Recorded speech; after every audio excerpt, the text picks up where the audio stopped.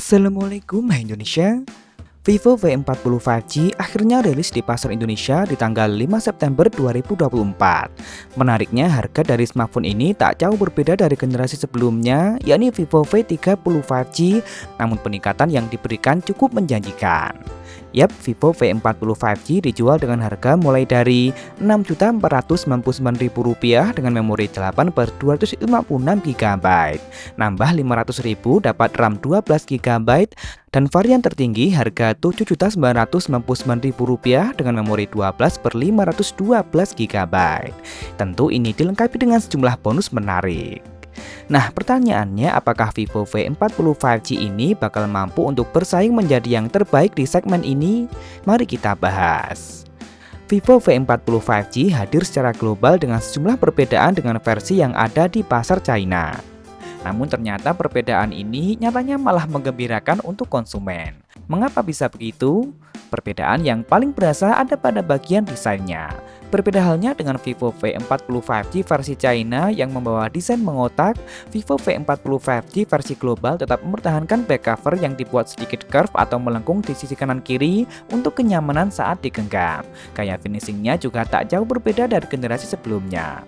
Modul kameranya memiliki bentuk lingkaran hitam besar dan satu berbentuk oval dengan warna yang menyesuaikan back cover. Kedua bagian ini disatukan lagi dalam sebuah modul lagi. Terdapat pula LED flash yang kini ukurannya lebih kecil namun kini berbentuk lingkaran. Yang lebih menarik lagi, kini terdapat branding Zeiss di sini. Perbedaan juga tersaji pada bagian layar. Yap, tak seperti versi China yang menyajikan layar datar, Vivo V40 5G versi global tetap menyajikan layar curve atau melengkung di sisi kanan kiri yang tetap ditampilkan dalam gaya lubang kecil di bagian tengah atas.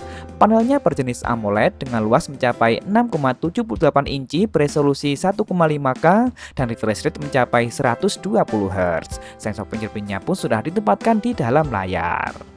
Lanjut pada bagian kamera, Vivo V40 5G versi global memang tetap membawa dua kamera belakang saja dengan kamera utama beresolusi 50 MP yang kini menggunakan sensor Samsung GNC. Yang jelas ini telah dilengkapi dengan stabilisasi OIS. Sementara kamera pendampingnya hanya ada kamera ultrawide yang tetap beresolusi 50 MP sensor Samsung JN1.